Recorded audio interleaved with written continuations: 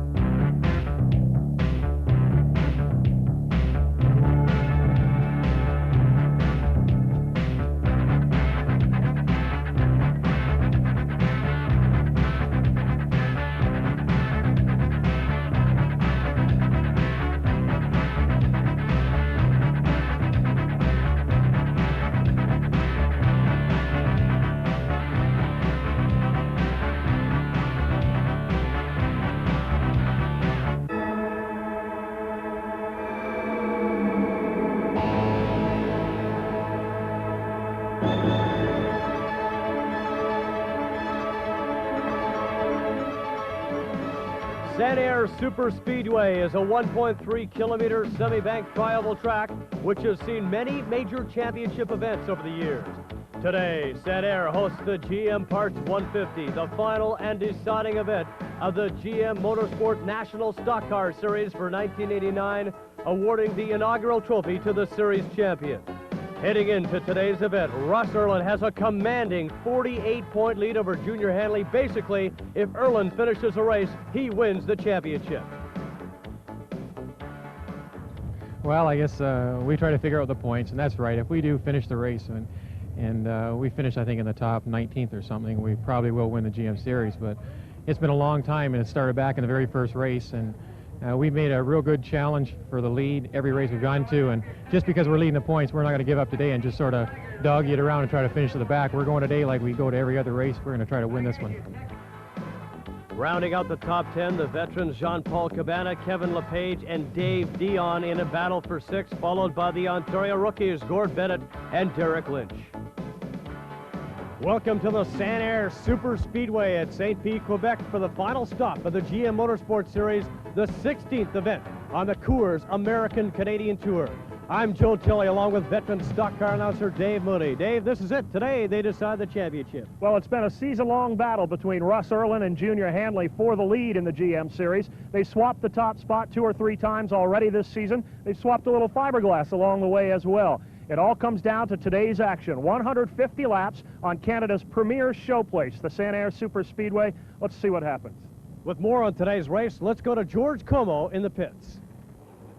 As always seems to be the case when the American-Canadian Tour comes to Sanair, again this afternoon, the weather is a factor. It rained all night last night.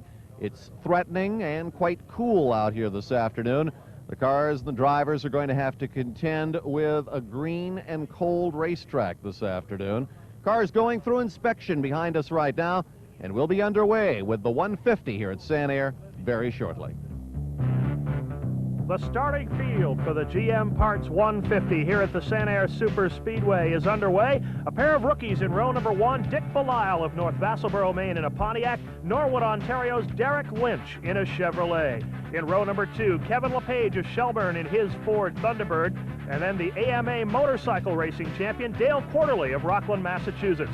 2 great veterans of New England racing, Dave Dion of Hudson, New Hampshire, and the 2-time ACT champion, Harmon Beaver Dragon of Milton, Vermont. In row number 4, Steve Monroe of Carp, Ontario, and from Brampton, Ontario, Bill Zardo in the Powertrain Limited Chevrolet. Row number 5, Junior Hanley of Oakville, Ontario, currently 2nd in the GM standings, and Hudson, New Hampshire's Matt Posowski in car number 33. The GM Motorsports National Stock Car Series pace car brings them down. BUZZIE BEZANSON and J.P. CABANA in row 6.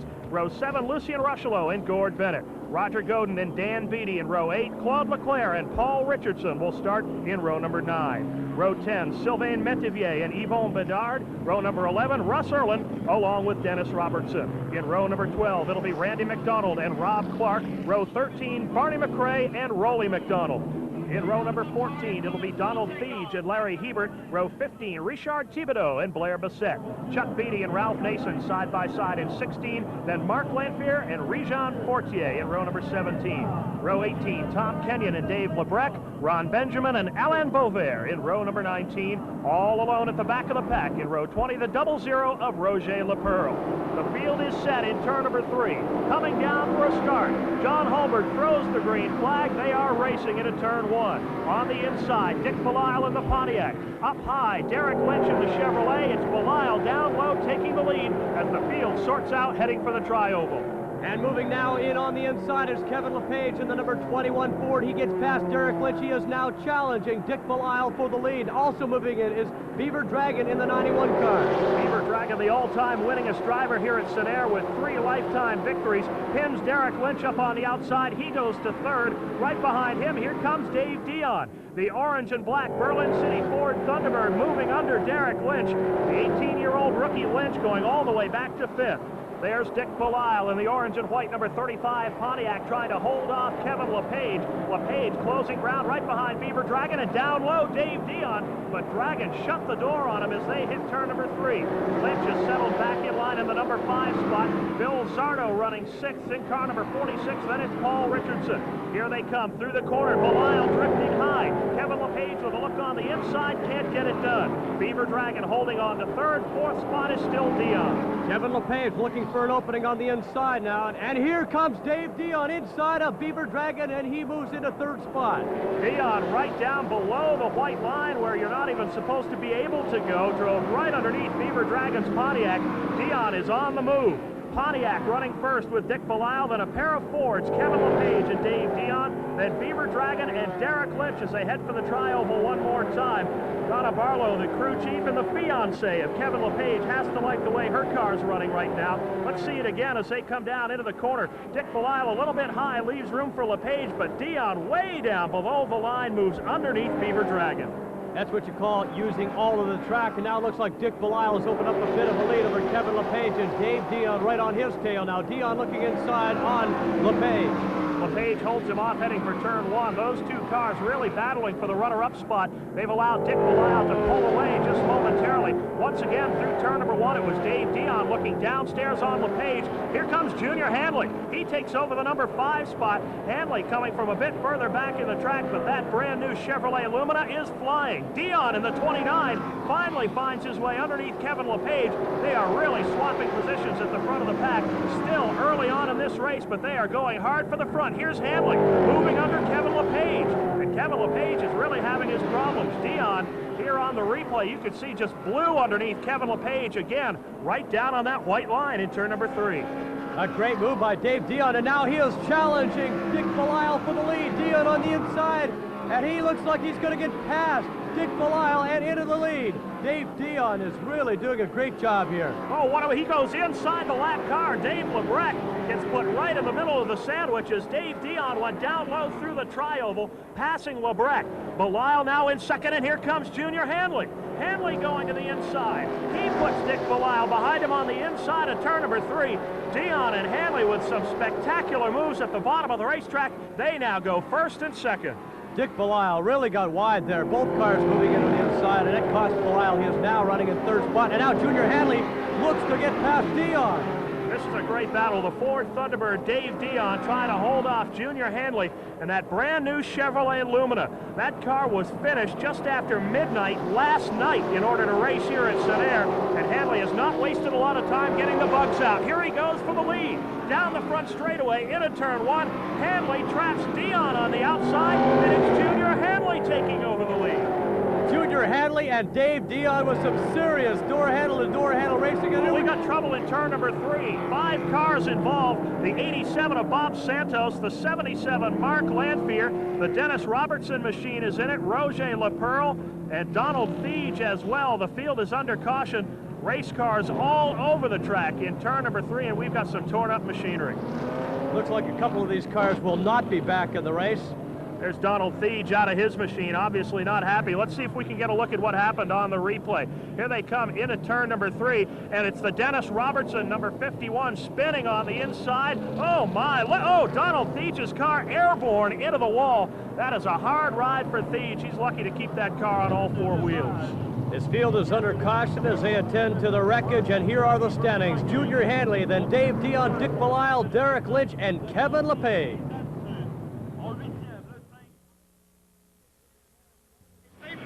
Back at Sanair, and you're looking at the car of Donald THEETGE. He is out of the race. THEETGE took a hard shot on that right front corner. There'll be a lot of work done on that machine before he gets it together again. The Dennis Robertson car getting sideways, spinning around on the bottom of turn 3.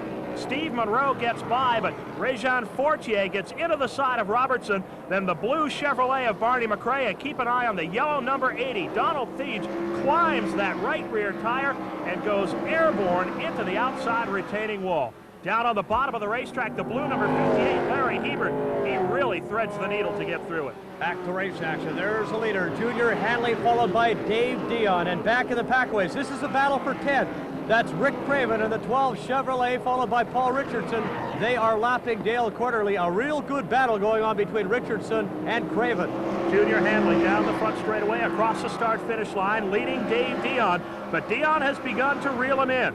Dion in that bright orange Ford Thunderbird. There's Derek Lynch back to the number 3 spot. Beaver Dragon, Kevin Lepage, Buzzie BEZANSON, and Jean-Paul CABANA. Again, that 3-car battle now for 10th. Ricky Craven in 10th. Paul Richardson, the 07 in 11th, trying to go to the outside. And right behind them, the 12th place automobile, Randy MacDonald in the 01. They come up on the lap cars. Richardson drifting high in turn 3. That may give MacDonald the whole shot to move up.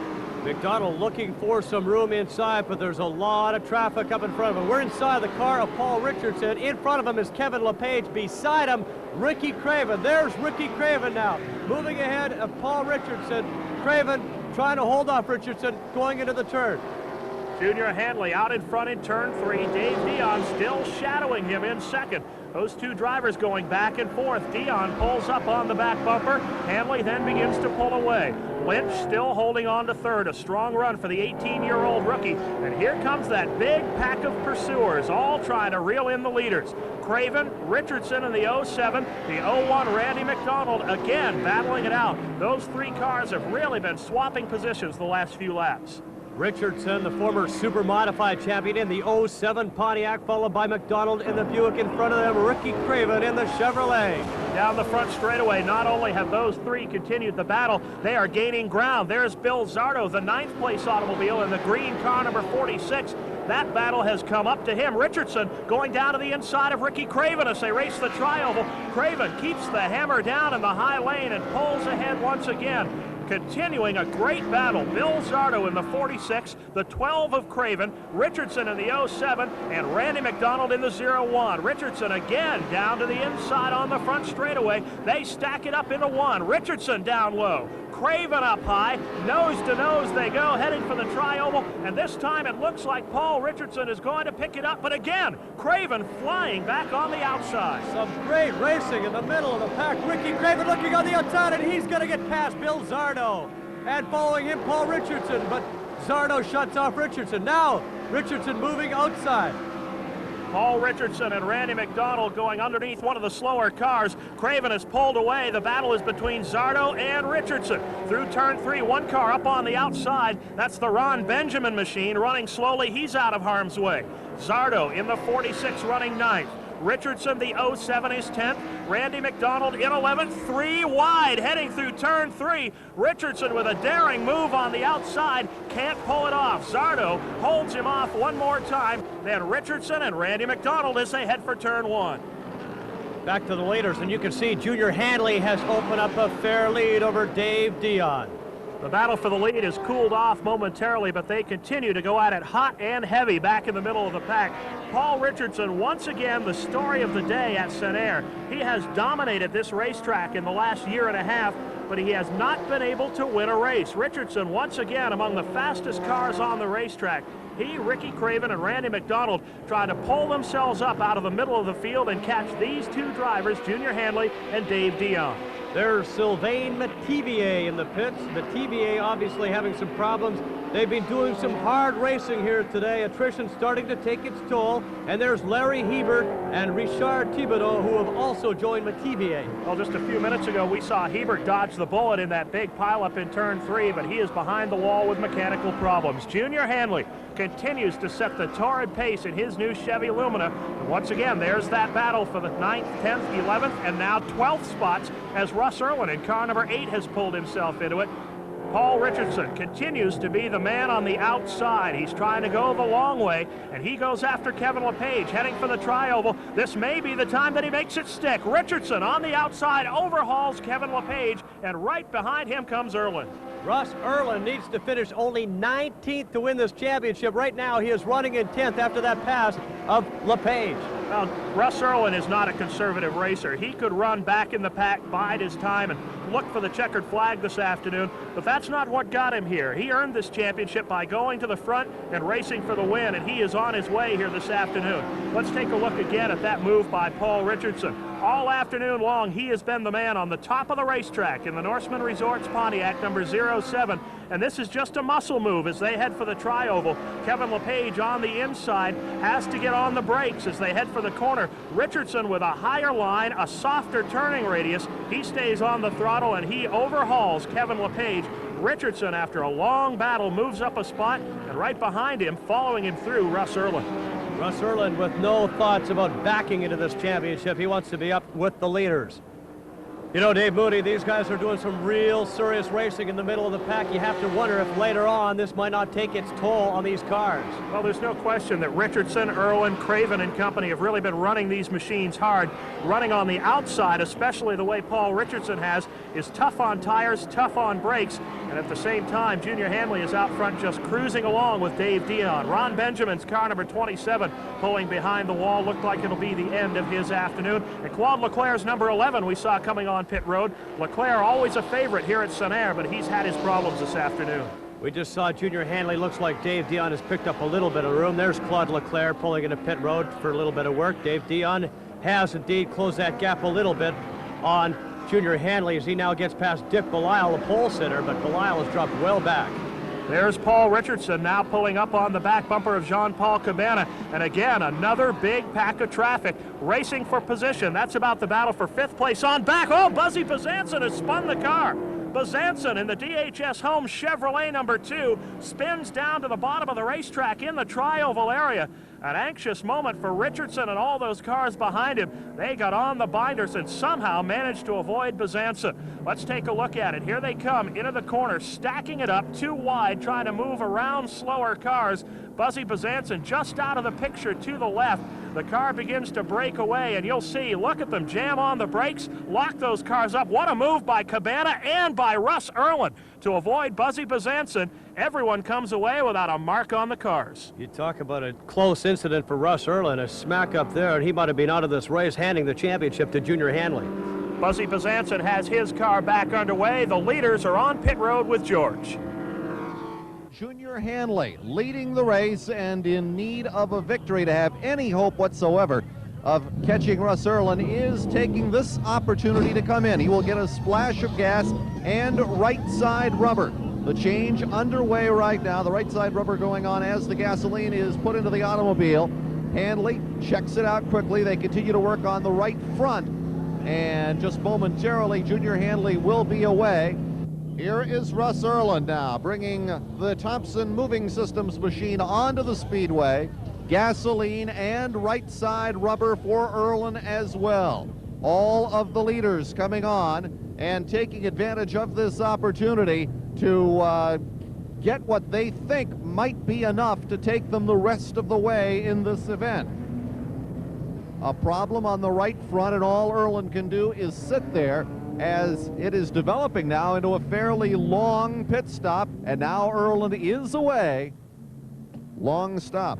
And here's the leaderboard after those pit stops. The top 4 you see there did not pit. Paul Richardson did. He had a great stop, and he is in the hunt.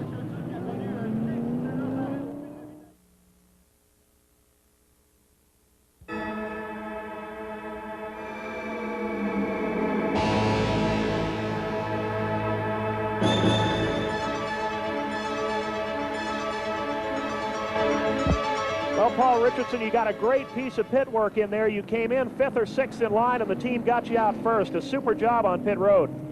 Yeah, they sure did. I'm so proud of those guys. They got me in and out. We picked up a whole bunch of spots.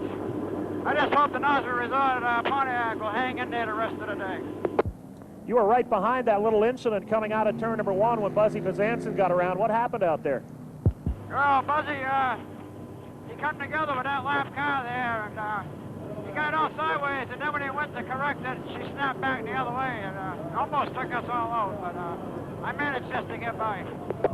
You've been having a great battle back there, 4 or 5 different cars going at it. How's the car feel right now? Well, I'll tell you, Dave, the car feels real good, but I just got off the phone there with my crew chief. My brakes seem to be going away. I don't know. I hope this is, hope it's something that'll be all right. You need brakes out here. You gotta have them. All right, Paul, time to go back to work. Good luck to you. You might not think that on a high-speed oval like this, brakes would be important, but on this particular track, the brake pedal could be just as important, if not more important, than the gas pedal.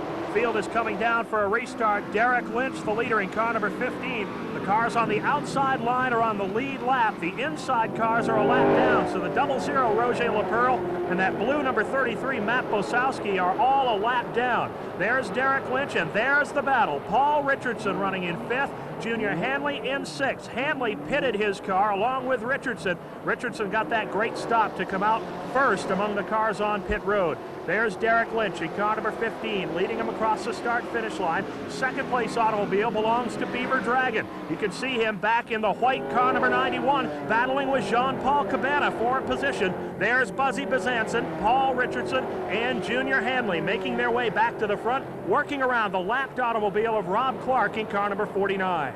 Derek Lynch is trying to use some of that slower traffic to cushion his lead, and what a thrill it's going to be for this 18-year-old youngster from Norwood, Ontario, to be leading a major event like this. Well, Derek Lynch is a rookie on the American-Canadian Tour, but he is a solid, proven race driver at the young age of 18 years old. Derek Lynch having the ride of his life this afternoon at Sanair, but unfortunately for Lynch, the big dogs are beginning to howl out of the back of the pack. Dave Dion, Junior Hanley, BUZZIE BEZANSON, Richardson, they are all beginning to close the gap. Lynch the leader out of turn 3, then the lapped car of Roger Leperle in the 00. Beaver Dragon in 2nd, followed by Cabana. There's BEZANSON in the 2, Junior Hanley, Paul Richardson. They have broken clear of that lap traffic, and they are beginning to reel in spots, gaining on Cabana for the position. And here's Hanley going inside. Junior Hanley picks off BUZZIE BEZANSON. That car is really handling on the bottom of the racetrack, Joe. You mentioned earlier, Dave, that Junior Hanley just put this car together last night. He hasn't taken a lot of time to sort this thing out. No, indeed. That car is sorted out, and it's taking no prisoners right now. Hanley is moving well. Derek Lynch leading it. The lap car of Leperle once again. Then Beaver Dragon and Cabana. Let's take a look at this brand new Chevrolet Lumina. This is right off the showroom floor, as it were, at Junior Hanley's chassis building shop. And he just drives underneath BUZZIE BEZANSON there. Gets off the corner on the low line. Motors passed, and BEZANSON never had a prayer. Hanley is gone in car number 72. Junior Hanley still has a shot at winning the overall championship, but he's got to finish up or near the lead, and he has to hope that a little attrition takes its toll on RUSS URLIN way back in the pack. Derek Lynch through the tri-oval, still has one lapped car between himself and Beaver Dragon.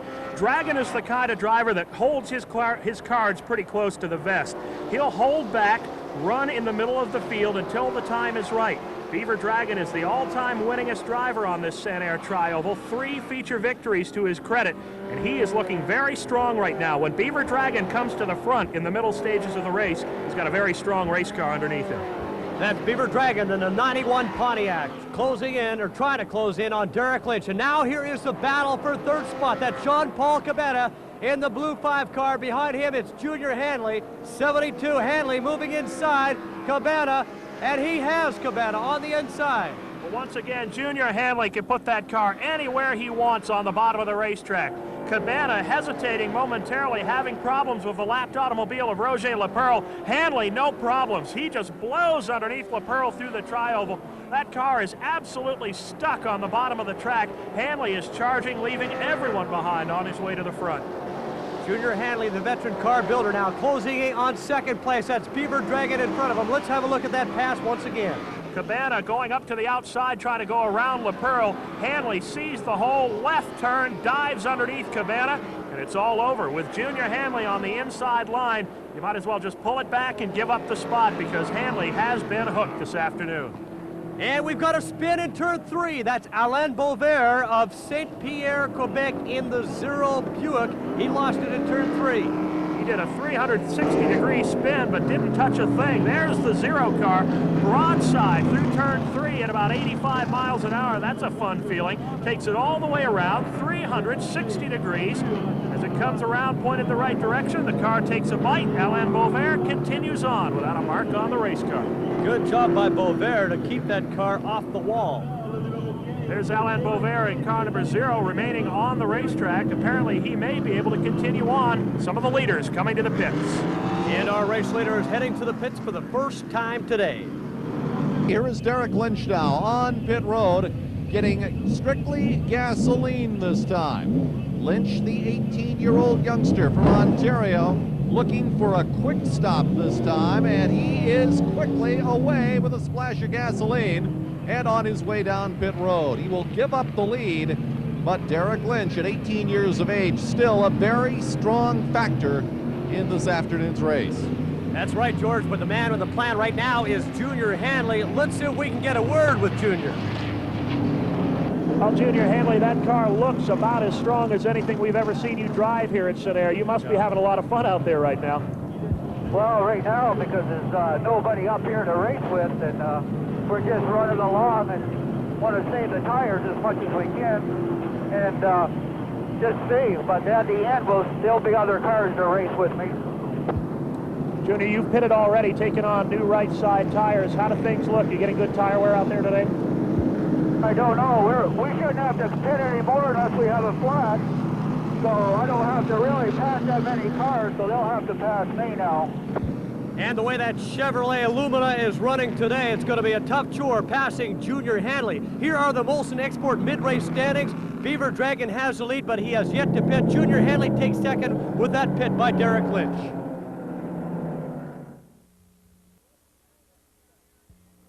Back at Sanair, and we are ready for the restart. Once again, the fast cars on the outside. Harmon Beaver Dragon of the Diet Pepsi number 91. He is on old tires. He did not pit, and he is trying to hold off Junior Hanley, Jean-Paul CABANA, BUZZIE BEZANSON, and Paul Richardson. Two-time champion is going to have his hands full. Well, it's over already. Junior Hanley goes right to work, and in half a lap, he moves under Dragon. CABANA goes with it. Harmon Beaver Dragon on the old tires is no match for Junior Hanley. Then again, I'm not sure anybody is going to be a match for Junior Hanley on old tires or new. Jean-Paul CABANA running strongly in the number 2 spot behind Junior Hanley as they race through turn 1. Beaver Dragon dropped back into the number 3 spot. Field sorting out for the tri-oval. Let's take an opportunity now to get to know Jean-Paul CABANA. Entering his 37th season of racing, Canadian veteran stock car driver Jean-Paul CABANA received his first victory in 1989 when he took the checkered flag in the Monza 150 in his home province of Quebec. I was sure, from the beginning of the season, we run good, but not too much. We don't run at 100% on the race car. We tried so many things on the race car before the beginning of the season, but now at Saint-Félicien the car run very well, and from Saint-Félicien now we're still running good. But before, I was so happy to win that race. The reason, in my head, I was sure I won a couple races before Saint-Félicien. You imagine, I was sure in my head I win the race before, and I never win before Saint-Félicien, and especially there, Saint-Félicien I repeat, as was in the province of Quebec, and that was so important for me. CABANA competed in the Coors 200 at Sanair, but in notorious quarter 1, CABANA's 5A is pushed from behind. He spins. He loses any chance of winning the race. Jean-Paul CABANA continues his run of bad luck at the tri-oval. Well, I raced myself, and that's a little accident. I was very young, about 16 years old, 15 years old, and I was a mechanic for some racing driver at that time. We go back in 1951, 52. And at that time, one day, we come to the racetrack at Shawinigan, and they're missing one driver on the race car. And the guy I work for him on the motor and on the race car, he said, "What reason you don't try that?" I tried that, and I win the first race. You imagine I never drive a race car before. I know that's not the same speed than here at Sanair, especially today, you know, that's completely different. But you can imagine the young kid at 16 years old, he drive a race car, you know, he have the chance to drive a race car first thing. He don't put the money from his pocket and he win the race. That's the reason I start like that. If Jean-Paul attains his goal of 500 career wins, he'll retire, or so he says. Cabana vows to finish the job in 1990, his 38th season. And Jean-Paul Cabana has got himself right in the thick of the action this afternoon in the GM Parts 150. He runs in second, Beaver Dragon third, but there is the man who holds it all in his hands right now. Junior Hanley in that new Chevrolet Lumina holds a huge lead over Cabana, and Hanley just continues to pull away with this race. Jean-Paul Cabana only on the straightaways can even see Hanley now. There's Mark LANPHEAR in the number 77 Camaro from Morrisville, Vermont. Obviously, he's having some trouble. LANPHEAR is on pit road. Look like they may be going under the hood on that machine. A rookie driver in his first start here at Sanair. There's Junior Hanley out of turn 3 all by his lonesome, but the action behind is beginning to heat up. Cabana in the 5A, the 91 of Beaver Dragon, Paul Richardson in the 07. There's the L.E. Farrell Pontiac Beaver Dragon right in front of Richardson, part of a 4-car draft heading for the Tri-Oval. Right behind them, BUZZIE BEZANSON, who also is running strong here. There's Alain Boisvert, who had that spin earlier on. He's been in and out of the pits all day, and he's on pit road once again. Junior Hanley continues to stretch the lead in car number 72. Just in front of him, the slower car, BESSETT. In car number 65, the Cairns Klein Buick. He's about to go another lap down to the leader. Junior Hanley continues to run all by himself. There's the 3-car shuffle for the second spot. Cabana in the 5A, Beaver Dragon in the 91, and the 07 of Richardson. But right now, Joe, you have to wonder if anybody can handle Junior Hanley. He has just pulled away at will. Well, right now, these guys have to be thinking about second spot, and Beaver Dragon, remember, has not yet pitted, so he's running on old tires. Jean-Paul Cabana, Beaver Dragon, and then it is Paul Richardson behind Dragon, and back to Junior Hanley, who is passing some lap cars here. The Bob Santos machine, the yellow Ford Thunderbird number 87 going around Steve Monroe. Hanley has the luxury of time. He can wait, pick his spot here to pass Bob Santos. As they work down through turn 3, Hanley follows in, then right down to the inside, that familiar Junior Hanley move one more time. He'll move underneath him in turn number 1. Santos getting sideways, smacks the wall on the outside. Bob Santos losing car number 87 right in front of the leader, Junior Hanley. Rick Craven is also involved in it. Craven in car number 12, who was running back around the 10th spot, also spinning. An anxious moment for Hanley. Let's see it again. There's Santos. The rear end of that car has already begun to come around. Junior Hanley is down as far as he can get to the bottom of the racetrack. Santos spins and slaps that outside retaining wall. The caution flag comes up, bringing this field together. That's got to help RUSS URLIN, who's been running a very methodical race in the middle of the pack. Well, RUSS URLIN, you've been back in the middle of the field all day. Looks like you've just been biding your time. Now you're up there in the number 4 spot. Have you got more race car than you've shown us so far? Well, you know, I've been running fairly consistent. I think I got a little bit more left, and I want to save it for that last 25 lap dash. I want to be able to have enough to buy that junior car up front. Do you think you've got enough? He's dominated everybody so far today. Well, I don't know that until I catch him. So far, I haven't been able to get close enough to find out. He's really got his car hooked up today, but we'll give it a shot in the last half of this race. Okay, Russ, still a long way to go. Let's see how it works out. Good luck. Some of the drivers taking an opportunity to head to the pits, and there is Jean-Paul Cabana in the blue Oldsmobile taking an opportunity here to pit. Obviously, he's having some trouble. He pitted just a little while ago. Here are the standings. That takes Cabana out of second spot. Paul Richardson now moves up in a second. That is Dion, Erlin, and MacDonald. Junior Hanley well out in front.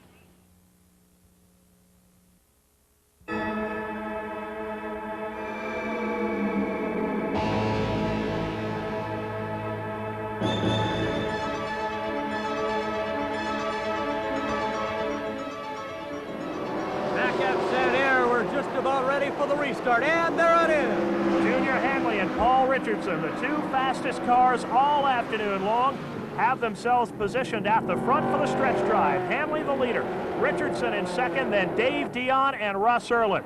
Junior Hanley in his brand new Chevrolet Lumina, Paul Richardson in the Pontiac. If anybody has been able to handle Junior Hanley today, Joe, it's been Paul Richardson. Paul Richardson has been running very well, but Junior Hanley has had everything go his way. Right now, Paul Richardson looking at Hanley's back bumper. That's a familiar view for a lot of people this afternoon. Junior Hanley has been able to pull away, and he's doing it again. Dave Dion running in the third spot, and there's Urlin in fourth. Not a lot of bad things can happen to Urlin right now if he can just hang on. He's not interested in moving up. He's just holding on to that spot and looking for the championship. And Russ Urlin, if he hangs on to fourth, he is there. Junior Hanley doing this afternoon what very few drivers historically have ever been able to do here on this Sanair Tri-Oval. He has held this race in the palm of his hand almost all the way. One of the few other times in history where a driver has dominated like this, the subject of today's Molson memory.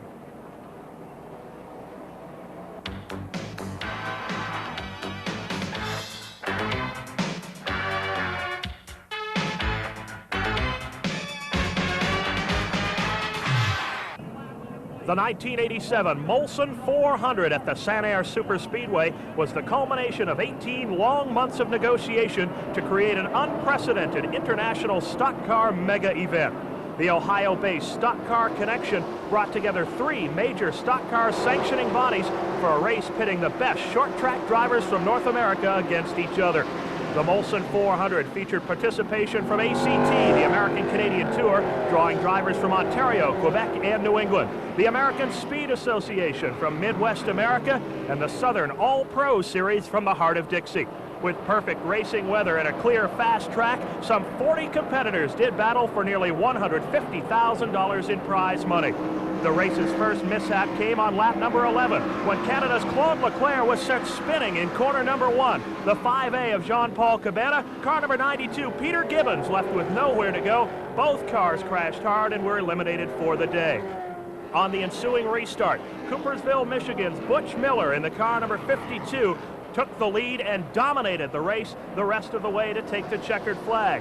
Miller, en route to the 1987 American Speed Association National Championship, outdistanced Ted Musgrave to the line to take the win with an average speed of 94.26 miles an hour. A record-setting race for Butch Miller, his fast lap of 25.899 seconds, the all-time fastest on the Sanair Tri-Oval. The record still stands today. Another record for Butch Miller, the all-time 300-lap speed record. Butch Miller of Coopersville, Michigan, winning the Molson 400, the inaugural race on the Stock Car Connection in 1987, and another great Molson memory. Back with a GM Parts 150, Junior Hanley. He is extending his lead now over Paul Richardson through the lap traffic. Junior Hanley trying to follow in Butch Miller's footsteps. He has really commanded this race. He's just put a lap on the Rob Clark machine, pulling up on Dan Beatty in car number 53, and there's a great battle for second. Paul Richardson in the 07 Pontiac and the 29 Ford Thunderbird of Dave Dion.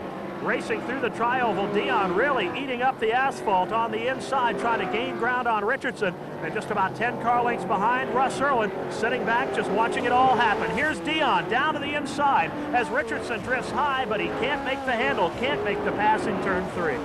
Russ Urlin making sure he doesn't get too close. He doesn't want to be involved in any incident that might take him out of the race and cost him the championship. Well, it's a race for second right now. Richardson and Dion going at it. Junior Hanley is long gone. And right now, Paul Richardson continues to show the way in the number 2 spot, keeping Dave Dion in his rearview mirror. But again, Richardson's car pushing high to the top of the racetrack. That may well be an indication, Joe, that those brake problems have increased. And this is going to be a tough job for Richardson. The lap traffic dead ahead. Dave Dion, one of the best in the business, right behind, looking for just one mistake that'll allow him to get by for second. And now as they head into lap traffic, it's Richardson moving through rather smoothly, Dion right on his trail, and there is Junior Hanley well in control of this race. Well, if there's a such thing as a 170-mile-an-hour walk in the park, Junior Hanley is having one here this afternoon. Out in front, just dealing with the lap traffic, taking his time, and holding on to the lead. There's Richardson, the white 07, right behind Dion and Russ Urlin. Hanley has got a mile of clear asphalt now. It is easy sailing for Hanley and the Chevrolet Lumina. Hanley went in here today knowing that he had to win this race and get some help. So far, he has held up his end of the bargain. Well, Hanley has indeed. He has dominated this race, but unfortunately for him, Russ Urlin has been equal to the challenge.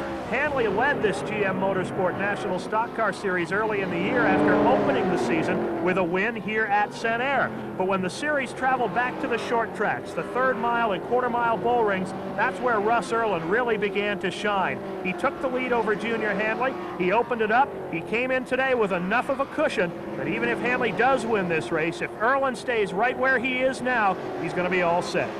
And we've got some trouble in turn 1. BUZZIE BEZANSON has found the wall. BEZANSON spinning sideways in car number 2 has slapped the wall with the left-hand side. He has refired the machine for the 2nd time today. BEZANSON able to pull away from the incident, but as you can see, cosmetic damage at least on the left-hand corner of the DHS Home Chevrolet. Let's look at it again in slow motion replay. BEZANSON just got in too hard in turn number 1, that notorious, infamous corner number 1. Claims another victim as BEZANSON slides up and into the concrete. He'll have to take it on pit road. Bad luck for BEZANSON, but this could be a good opportunity for Paul Richardson to close in on Junior Hanley. Let's see if we can't get a word with Paul Richardson. Well, Paul, you're running strong in 2nd place, but so far Junior Hanley's made it a one-man show. Are you racing for 2nd now? Yeah, that's affirmative. But all I can do to keep off Mr. Dion there. A bit of a brake problem. The brakes seem to have faded away, and I can't get into the turns as deep as I'd like to, so we're going to try to fill up a 2nd here, wind this thing down now, and hope for the best. Well, if you've got to be battling an ailing race car, 2 of the worst people in the world to have behind you, Dave Dion and Russ Urlin, but that's your situation right now. Yeah, you got that right. Paul Richardson and the Norseman Resorts Pontiac. No question, Joe, he is going to have his hands full the rest of the way trying to drive that race car. And here's a look at the leaderboard. Junior Hanley, then Richardson, Dion, Russ Urlin, and Randy MacDonald is pulled into 5th.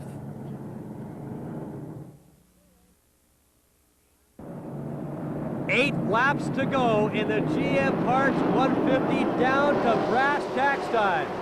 Coming down for the restart, Junior Hanley has the lead. Green flag is out, and also the black flag. Claude LECLERC in car number 11 being called on pit road. Hanley already pulling away by 5 car lengths as they hit turn 1. Junior Hanley has done his part here today. He has just completely dominated this event, but unfortunately for Hanley, Russ Urlin is holding down 4th spot right now, and he is in position to take home this championship. Have to be a lot of conflicting emotions in the driver's compartment of car number 72. He is on his way to a big win, but he cannot control his own fate. Russ Urlin back and forth. That's where he's got to be. He can just ride it out from here, and he's the GM Motorsports champion. Russ Urlin running smoothly along in 4th spot. Right now, Paul Richardson is trying to hold off 2 of the best drivers in the business, and he is running out of brakes. He is indeed. He is driving a handicapped race car right now, but he is doing a whale of a job with it.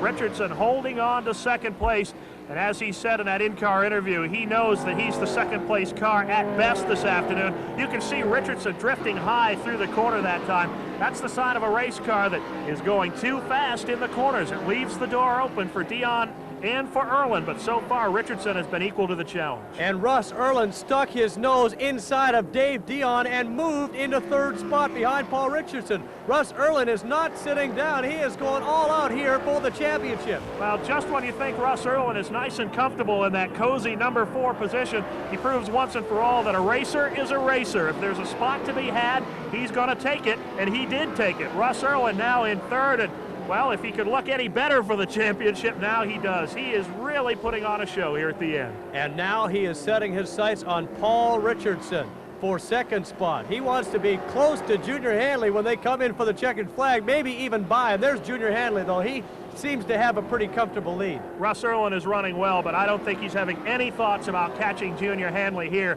But that pass of Dave Dion really puts the icing on the cake for Russ Urlin, who is like the final blow in a long season of knockout punches that he's been throwing at Junior Hanley and vice versa. Hanley with the lead, Richardson in 2nd, Russ Urlin in 3rd, and you better believe that he is on the radio to that crew and they are counting laps.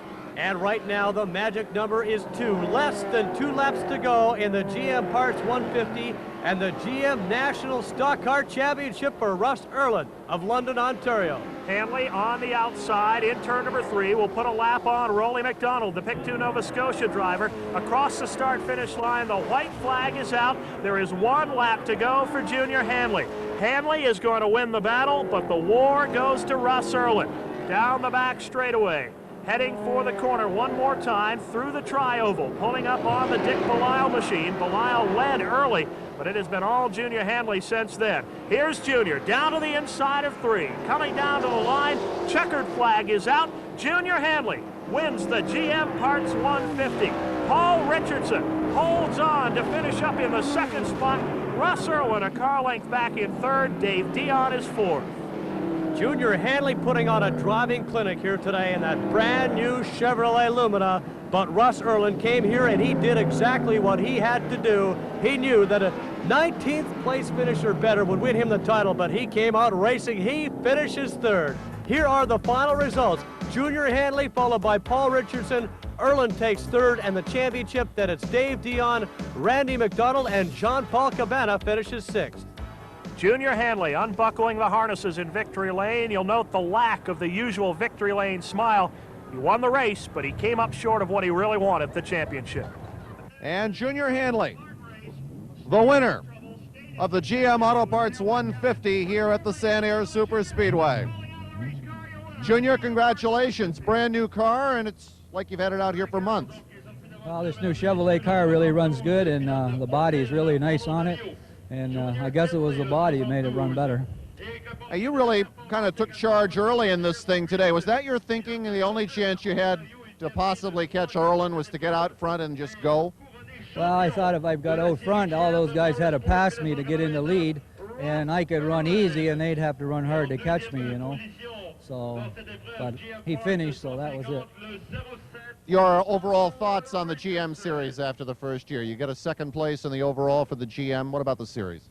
The series is a really good thing. I'm glad they did it in Canada, and I just hope that they do better things, you know, years to come. Here are the final standings for the series. RUSS URLIN, Junior Hanley, and Bill Zardo give Ontario a sweep of the top 3 spots. Paul Richardson, the top American. Jean-Paul Cabana takes 5th. Now, let's go to the podium and the presentation for Mr. Les Cudla of General Motors. On behalf of General Motors and their dealers across Canada, I'd like to present you with the very first National Stock Car Series trophy. As our winner, you've had a great season. Thank you very much. Thank you very much. Russ, congratulations. Being from Ontario, it's got to be something special to win the first GM Canadian Series. Well, you know, this GM Canadian Series and the involvement with General Motors in this series is going to be nothing but rocketing every year. This year was a fantastic inaugural year with the 6 races, and next year I understand there's going to be a lot more races and a lot more content with the racers involved. And I'm glad to see that General Motors and Tom Curley got together with a long-term deal, and I think that we're going to put racing in Canada, especially in this part of the country, in front of all the TVs and in front of all the people that like watching racing.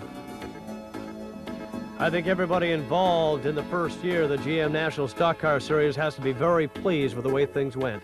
No question about it. We've traveled from Western Ontario to the wilds of Northern Quebec to the Canadian Maritimes on the GM Motorsports Championship Trail. It's been a great year for RUSS URLIN in particular, but for race fans in general. RUSS URLIN, the inaugural champion in the GM National Stock Car Series. For Dave Moody and George Como, I'm Joe Tilley. Good afternoon from the Sanair Super Speedway.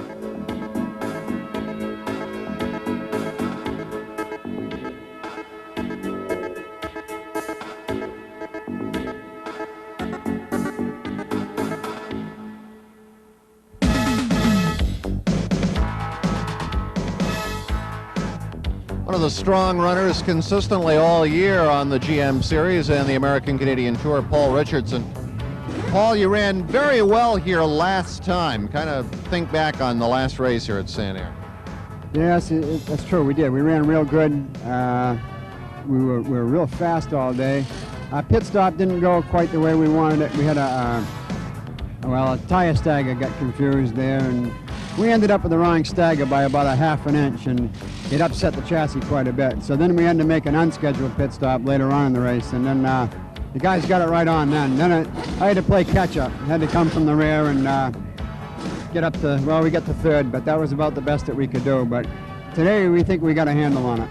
Is this a tough track to come from behind on? Well, it is and it isn't. The only reason why it is because being a mile, the distance a mile, if a guy gets 3/4 of a mile ahead of you, it's pretty hard. You got to reel him in, and you're only going maybe 0.2 of a second faster, so you need about 50 laps to catch him, a caution. Well, I didn't have either going from me, so I think just by catching the third place car and passing him was quite an effort. We did it, and I was still proud of the guys. They corrected the problem, and they had the car running real fast afterwards. And you said, do you feel real good about the way they've got it running today? Yes, I do. They're running real fast today. But Junior Hanley and RUSS URLIN, they're fast too. So if all three of us don't have any problems today, I think you're going to see one real fast race. What about the year that Paul Richardson has had overall? Kind of give us your appraisal of the way the season's gone. Real up and down. It's a roller coaster ride. I think that what would sum it up is different small things not going right, which, you know, racing's still 90% luck. You can have a real good car and a good crew, and you're still going to get a few breaks working your way through the traffic. And we had a few accidents this year that, you know, we shouldn't have had, but we had them. And we just go on to the next event and hope for the best. So right now we're trying to salvage a second place finish for the points for the year. So yeah, we're going to try hard. Veteran campaigner Dave Dion with us. And David, it's an interesting time every time you come to Sanair. What about the two races that you've run here so far this year? We've run pretty good both times. We put a new engine in for this one. It's running better than what we've had, but maybe my expectations were higher, or my competition went to work on their motors again. But we feel good about going into this one. I think this will be our best shot yet to maybe pull a victory out of this place. What about the overall year so far for the Dion Brothers racing team? How has it gone overall? Well, we've had normal ups and downs that, you know, most of our fellow competitors have had. We've remained competitive, and that's all we ask. You know, you're going to have your good luck and your bad luck. And but throughout most of the races we've run, we've been competitive, and that's really what we strive for. Dions have been famed as outlaws, renegades, whatever, not ever running for a championship before. And this year you came in and you decided to make that move. At this point in the year, are you glad you did it, or you wish you had done things a little differently, or what? Well, I'm kind of glad we experienced it, but I think it was kind of taking us out of our element. I think maybe we learned a little bit by it. We didn't do as well as we had hoped. And probably next year we'll be more selective with our events again, and maybe not run for the championship. My driving style really doesn't suit that. I try to win all the shows, and I try to be real competitive, and sometimes it's better to maybe settle, you know, for a spot back a little further and not risk the car. And I've lost the car a number of times this year trying to get something that really wasn't there. So next year I think we'll come back and be a little more selective and really go for the victories instead. Jean-Paul CABANA is with us, and Jean-Paul, Sanair has been a track which has given you fits over the years. All the time you seem to run well here, and all the time something seems to go wrong with the car down toward the end. Is it frustrating for you? Yeah, very frustrating, especially, you know, the car is, the garage for the car is about 6 kilometers from Sanair. And Sanair, I make all the time my life very close to Sanair. I'm born very close to Sanair. That's all people come here, you know, they know me. And especially at that track on the Speedway. But on the short track, I win like hell, you know, I win more than everybody. But on the Speedway, I can't finish the race. That's I talked with a guy with Journal de Montreal a few minutes ago. He said the same. I don't ask you the question where you finish. He said you never finish here at Sanair. But that's frustrated, you know, especially. But too many friends around here, then I can finish. But I think today that's completely different. Okay, let's talk about this track. You've had problems with it, but you've run it as much as anybody else around here. What about this track on a day like this, when the weather is cold, there's been a little rain? Is it a more difficult track to run? But yes, that's a little more hard to run. But if you don't run with the same pressure in the tire than if it's very warm. You change something. You need the tire stick more on the asphalt, or the asphalt is cold. And someday like we run before here, that was very warm. But especially today, we have a couple tricks we can't say too much. You have 597 victories. You're trying to close in, get that next plateau. in your career as far as number of victories in your career. What about next year? Have you given any thoughts as yet to next year and where you might want to go with your career? You know, I made the promise. I stick to 500 win. I have 496 now, but I know the car is for sale. Is about the car is about sale. I think after the race today, somebody take the car. Not especially for this year. We finished the season, but next year that's another thing. I won't finish this year. We have 4 more races. I have the chance. If I have the chance to win 2-3 races, you know, on the end of the race of the season, that's perfect for me. But you know, in the beginning of the season, I lost 2-3 races myself. I was in the front on the couple laps before the end. I have some problem with the mechanic. But I won just 1 race at this time of the season. That's hard for myself. But I think the end of the season, 4 more, we have the chance to win 2 or 3. What about this GM series? The fact that GM Canada now is pumping a lot of money into this circuit. What are your feelings about that? That's good for us, you know, especially this year, you know, they put a TV on my car all the time. That's the reason they take care of myself. It's possible with the GM to give me the good the support I need possible, you know, for next year. But I sure like when I really don't know if I made a series for next year for sure. But I'm about 95% sure I come back, you know, for make about 7, 8, 10, 12 races. But possible more close than my own. One of the strong contenders every time these cars take the Speedway is Kevin Lepage. And Kevin, Sanair has been a track which has had its good days and its bad days for you. What about running on this track on a day like this where it's cold and been kind of wet, maybe a little green? Well, you know, George, this is it's a large racetrack, and this place really doesn't affect it too much when it's cloudy or anything like that, you know, because they're, you know, all the heat you get. I mean, you drive 130, 140 miles an hour, and the cars develop a lot of heat, so it drives the track pretty good. They haven't had a lot of rain here today, and I think the track's going to be in pretty good shape. I like running the place here, especially in a day like today, because, you know, some days when it's real hot here, that you can't get any wind inside the cars, especially where they're all closed in the way they are. So a day like today is going to make the cars run a lot cooler, and the driver's going to be a lot cooler too. The season that Kevin Lepage has had, basically operating with little help here and there, but basically as an independent campaigner, has to be a real gratification to you. You really got to be pleased with 4 races to go, where you're sitting and how the year has gone. Well, you know, believe it or not, in 1985 we were offered the Norseman Resorts ride, and in that year we thought we had a real good year. We finished 6th. So right now, as an independent running a Ford Thunderbird that's old, we have 1 motor, we have 1 car, and we're sitting 5th in points with 4 races to go.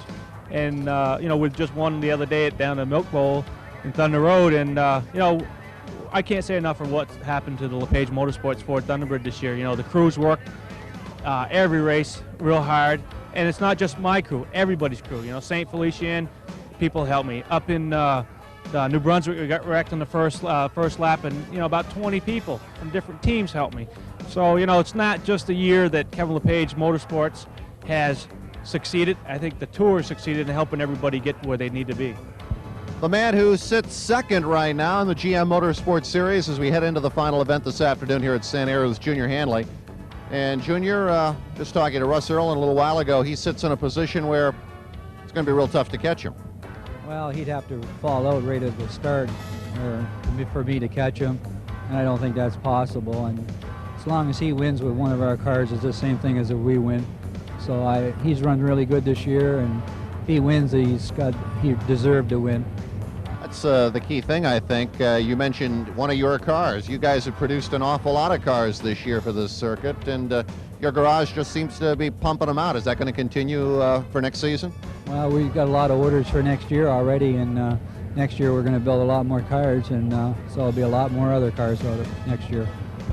We're with Ricky Craven, and Rick, I guess the first thing to say is welcome back to the American-Canadian Tour. It's been kind of a strange summer for you, hasn't it? Well, it certainly has, and thank you very much for the welcome back. We're happy to be back in the GM Motorsports Series.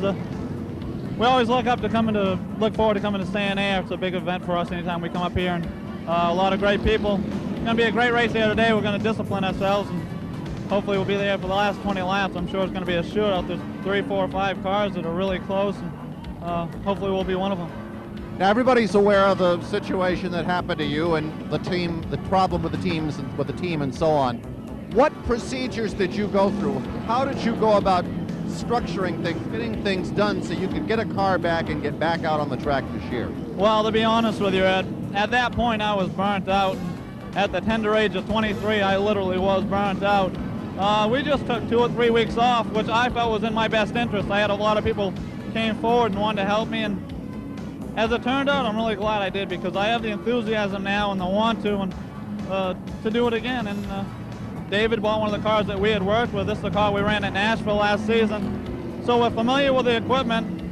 This is the second time we ran last weekend. This will be the second race for the car and for the team. And we're really coming into it fast. It's really encouraging the way these guys, you know, kind of more or less of a pickup crew we put together, the way they come together and gelled. We're really happy, and I think that to continue on and to race like this for the last 2 or 3 events will probably be probably about what we want to do. You know, Tom Curley has a super event here, and he's a super tour director. He does a really good job with the whole situation, and we're just glad to be back. How does it feel to be in charge of your own operation now, really totally? Well, that's funny, because at first, before I had met Peter, I was trying to shy away from that. I felt there was a better side. Now I feel rowing your own boat's really the only way to go. And maybe I've matured some. I'm not sure. I really believe that my work and knowledge with the race car and the driving ability and being able to run the team as a business is going to pay dividends down the road. It's what I want to do in my life, naturally. So I think to do it on my own and to be, more or less be the boss, I think it's in my best interest. Again, Rick, welcome back and good luck today. Okay, thank you.